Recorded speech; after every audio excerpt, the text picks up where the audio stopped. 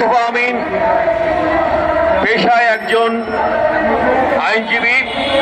তিনি দীর্ঘদিন হাইকোর্টে, সুপ্রিম কোর্টে তিনি আইন পেশায় নিয়োজিত ছিলেন।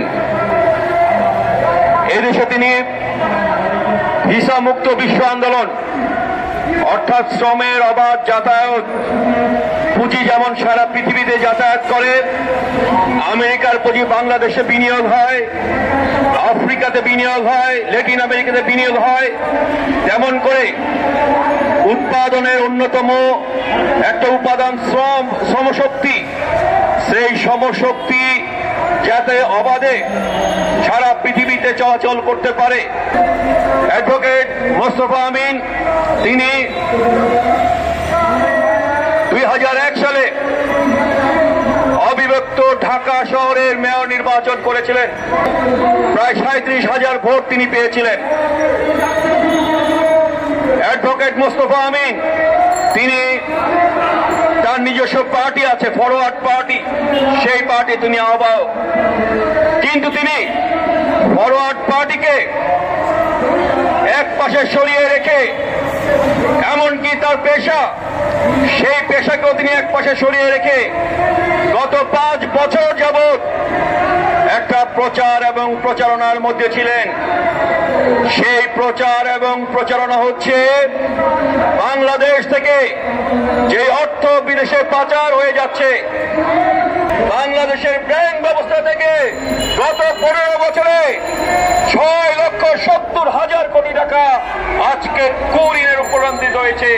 অর্থাৎ যারা ঋণ গ্রহণ করেছেন তারা সেই ঋণ ফেরত দিবেন না। আবু মোস্তফা আমিন কি বলেছিলেন? আবু মোস্তফা আমিন বলেছিলেন, এই যে পাচারকৃত টাকা, সেই টাকা বিদেশ থেকে বাংলাদেশে আনতে হবে, সেই টাকা দিয়ে একটা তহবিল গঠন করতে হবে, সেই তহবিল থেকে বেকার যুবকদেরকে, ক্ষুদ্র উদ্যোক্তাদেরকে বিনা সুদে 1 লক্ষ করে টাকা পুঁজি প্রদান করতে হবে এবং যা তারা কিস্তিতে কিস্তিতে শোধ করবে। আবু মোস্তফা আমিন কি ভুল বলেছিলেন? ভুল বলেছিলেন? আবু মোস্তফা আমিন ভুল বলেন নাই। তিনি এই কথা বারবার করে বলেছেন। আমরা আমাদের যে প্ল্যাটফর্ম, লুটেরাদের বিরুদ্ধে আমরা গত 2 বছর যাবৎ শেখ হাসিনার আমলে যত লুটপাট সংঘটিত হয়েছে, সেই লুটপাটের কাহিনী আমাদের প্ল্যাটফর্মে যে হোয়াটসঅ্যাপ পেজ, সেই হোয়াটসঅ্যাপ পেজে আমরা দিয়েছি। আবু মোস্তফা আমিনের সাথে আমাদের কোনো তফাৎ নাই, আবু মোস্তফা আমিনের সাথে আমাদের কোনো বিরোধ নাই। তিনি একজন সাচ্চা দেশপ্রেমিক। দেশপ্রেমিক বলেই দেশের লুটপাটকৃত টাকা বিদেশ থেকে দেশে এনে সেই টাকা জনগণকে ফিরিয়ে দিতে বলেছিলেন। তিনি জনগণের কাছ থেকে লুট করে যে টাকা নেওয়া হয়েছে, সেই লুণ্ঠিত টাকা দেশের জনগণকে ফেরত দিতে বলেছিলেন। তিনি গত 2 বছর যাবৎ এই বিষয় নিয়ে প্রচার করছেন। তিনি সারা দেশে স্বাক্ষর সংগ্রহ করেছেন। আমি জানি, ওনার সাথে আমার কথা হয়েছে। 1,80,00,000 স্বাক্ষর সংগ্রহের, তারা 1,80,00,000 স্বাক্ষর সংগ্রহের লক্ষ্যমাত্রা নিয়ে গিয়েছিলেন। প্রায় 1,50,00,000, 1.5 কোটি স্বাক্ষর তারা সংগ্রহ করেছেন। আপনারা তাদের লিফলেট দেখেন, তারা শেখ হাসিনার আমল থেকেই এই লড়াই শুরু করেছেন। তাদের লিফলেট যদি আপনি দেখেন, সেই লিফলেটে বলা আছে ডিসেম্বরের 24 তারিখে তারা এই প্রোগ্রামটা করতে চেয়েছিলেন, কিন্তু দেশের পরিস্থিতি পরিবর্তিত হয়ে গেছে। সেই পরিবর্তিত পরিস্থিতিতে আগস্ট মাসে প্রেস শাহবাগে তারা কর্মসূচি পালন করে তাদের যেই খসড়া আইন, যে আইন প্রণয়ন করেছিলেন, কিভাবে তহবিল গঠিত হবে, কিভাবে সেই তহবিল জনগণের মাঝে বন্টিত হবে, কিভাবে সেই তহবিল আপনার জনগণের কাছ থেকে আবার কিস্তিতে ফিরিয়ে আনা হবে এবং কারা সেই তহবিল ডিল করবে, সেই নিয়ে তিনি একটি আইন প্রণয়ন করেছিলেন। তার সেই খসড়া আইন প্রণয়নের অন্যতম সহযোগী ছিলেন এই দেশের হাইকোর্টের অন্যতম আইনজীবী তোবারক হোসেন সাহেব, যিনি দেশের রাজনীতিতে অত্যন্ত গুরুত্বপূর্ণ একজন ব্যক্তি।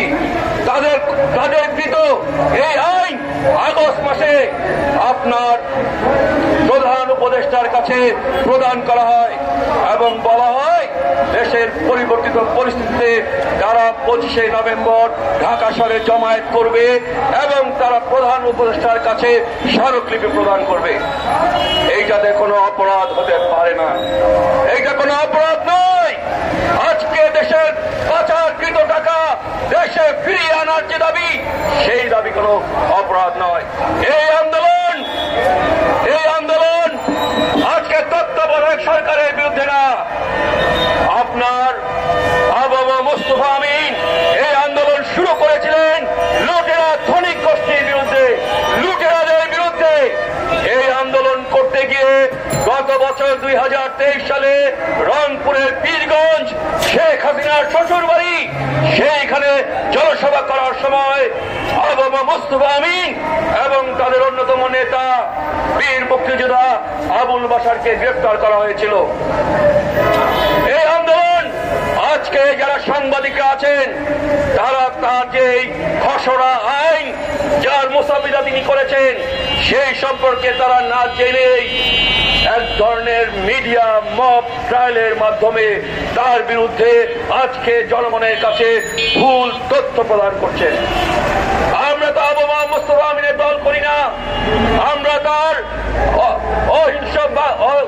অহিংস গণপুত্থান বাংলাদেশ সেইটাও করি না, কিন্তু আমরা লুটেরাদের বিরুদ্ধে লড়াই করছি, সংগ্রাম করছি। মুস্তফা আমিন সেই লড়াই আমাদের বন্ধু, আমাদের সহযোগী। তিনি আজকে অসুস্থ, তাকে গ্রেফতার করা হয়েছে, তিনি হাসপাতালে ছিলেন, হাসপাতাল থেকে গ্রেফতার করা হয়েছে, তার অপারেশন হয়েছে, তাকে মুক্তি দেওয়া হচ্ছে না, তাকে সেই অবস্থায় পুলিশ দিয়ে হাসপাতালে বন্দী করে রাখা হয়েছে। আমরা অবিলম্বে আবু মুস্তফা আমিন, আবুল বাশার, হাবিবুল ইসলাম সহ যে 19 জনকে গ্রেফতার করে রাখা হয়েছে সকলের মুক্তি দাবি করছি। আমরা এই মানববন্ধনে স্বতঃস্ফূর্তভাবে আবু মুস্তফা আমিনের মুক্তির দাবিতে আজকে আমরা বাংলাদেশের বিভিন্ন পেশার মানুষ, রাজনৈতিক কর্মী, আমরা আজকে এখানে মানববন্ধনে দাঁড়িয়েছি। আমরা আমাদের এই মানববন্ধন থেকেই আবু মুস্তফা আমিনের অবিলম্বে মুক্তি দাবি করছি, আবুল বাশারের অবিলম্বে মুক্তি দাবি করছি। 19 জন গ্রেপ্তারকৃত লুটপাটের বিরুদ্ধে, লুটেরা গোষ্ঠীর বিরুদ্ধে লড়াকু সৈনিক, তাদের আমরা মুক্তি দাবি করছি।